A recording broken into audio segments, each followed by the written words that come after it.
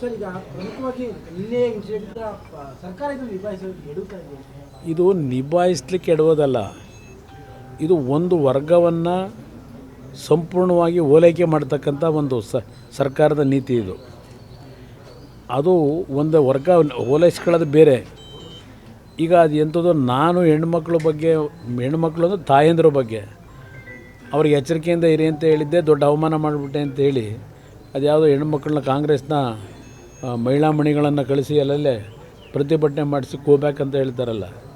ಇವತ್ತು ಹುಬ್ಬಳ್ಳಿಯಲ್ಲಿ ನಡೆದಿರ್ತಕ್ಕಂಥದ್ದು ಕಾಂಗ್ರೆಸ್ ಪಕ್ಷದ ಕಾರ್ಪೊರೇಟ್ರು ಅವರ ಕುಟುಂಬದಲ್ಲಾಗಿರ್ತಕ್ಕಂಥ ಅವರ ಮಗಳ ಹತ್ಯೆ, ನೇಹಾ ಭಟ್ ಅವರ ಹತ್ಯೆ, ಹಿರೇಮಠ, ಆ ಒಂದು ಹತ್ಯೆ ಬಗ್ಗೆ ಮುಖ್ಯಮಂತ್ರಿಗಳು, ಉಪಮುಖ್ಯಮಂತ್ರಿ, ಗೃಹ ಸಚಿವರ ಲಘುವಾದ ಹೇಳಿಕೆ ಏನಿದೆ, ಆ ಒಂದು ಪಕ್ಷಕ್ಕೆ ದುಡಿಮೆ ಮಾಡ್ತಕ್ಕಂಥ ಕಾರ್ಯಕರ್ತನ ಕುಟುಂಬದ ಒಂದು ಹೆಸರನ್ನೇ ಹಾಳು ಮಾಡ್ತಕ್ಕಂಥ ರೀತಿಯಲ್ಲಿ ನಿನ್ನೆ ಮುಖ್ಯಮಂತ್ರಿಗಳ ಹೇಳಿಕೆ.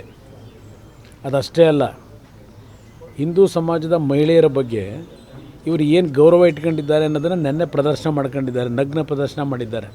ಈ ಮುಖ್ಯಮಂತ್ರಿ, ಉಪಮುಖ್ಯಮಂತ್ರಿಗಳು, ಗೃಹ ಸಚಿವರು ಹಿಂದೂ ಸಮಾಜದ ಹೆಣ್ಣು ಮಕ್ಕಳ ಒಂದು ವ್ಯಾಲ್ಯೂ ಏನಿದೆ ಅದಕ್ಕೆ ಇವತ್ತು ಅಗೌರವ ಸಲ್ಲಿಸಿರ್ತಕ್ಕಂಥವ್ರು ಇವರು. ನಿನ್ನೆ ದಿನ ಅವ್ರ ಹೇಳಿಕೆ ವಿಷಯಗಳನ್ನು ಮಾಹಿತಿ ಸಂಗ್ರಹ ಮಾಡಿದೆ, ಸತ್ಯಾಂಶಗಳನ್ನು ತಿಳ್ಕೊಳ್ಳದೆ ಇವತ್ತು ಈ ರೀತಿ ಏಕಾಏಕಿ ಮುಖ್ಯಮಂತ್ರಿ ಆ ಸರ್ಟಿಫಿಕೇಟ್ ಕೊಟ್ಟರೆ ಈ ಪರಿಸ್ಥಿತಿ ಎಲ್ಲಿಗೆ ಹೋಗುತ್ತೆ?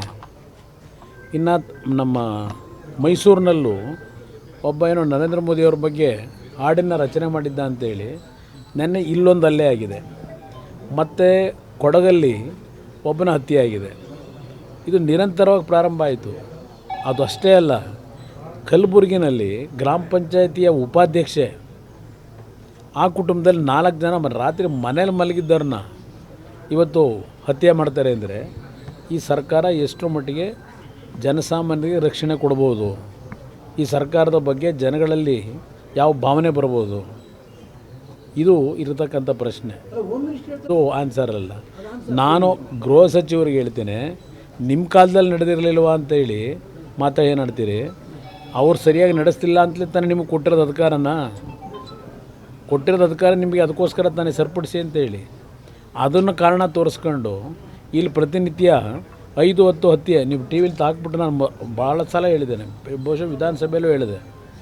ಹಿಂದೆ ಮಾಧ್ಯಮಗಳಲ್ಲಿ ರಾತ್ರಿ 10 ಗಂಟೆ ಮೇಲೆ ಮಕ್ಕಳು ಮಲಗೋದ ಮೇಲೆ ಕ್ರೈಮ್ ರಿಪೋರ್ಟ್ ಅಂತಲೂ ಏನೋ ತೋರಿಸೋರಿ. ಈಗ ಬೆಳಗ್ಗೆ 6 ಗಂಟೆಗೆ ಪ್ರಾರಂಭ ಆಗೋಯ್ತದೆ ಕ್ರೈಮ್ ರಿಪೋರ್ಟು. ಆ ಪರಿಸ್ಥಿತಿ ಈ ರಾಜ್ಯವನ್ನು ಈ ಸರ್ಕಾರ ತಂದಿಟ್ಟಿದೆ.